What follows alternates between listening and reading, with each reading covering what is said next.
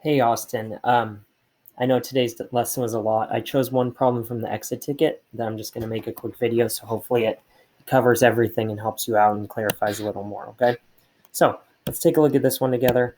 When we solve by square rooting, basically we want that x squared by itself. So first thing I'm going to do is add 4 to both sides.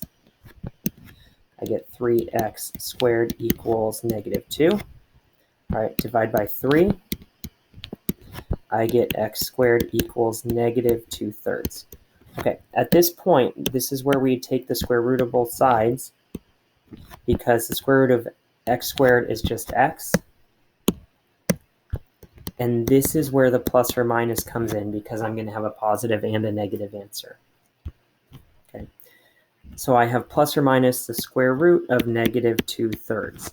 Now, couple things with this. First of all, that negative is going to become an I. Second of all, we can't have a fraction in that radical. So what I'm going to do is I'm going to first break this up into the square root of 2 over the square root of 3, I.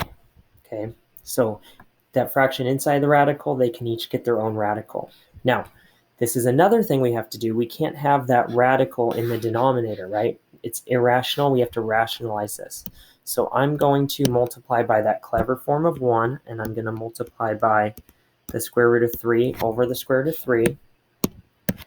And if I do that, on top I get the square root of 2 times 3. And on the bottom I get the square root of 3 times 3.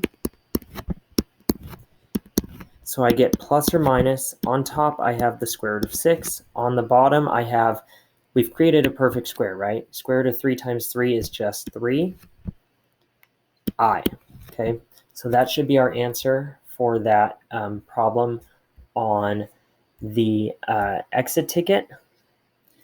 So a couple things that were important here.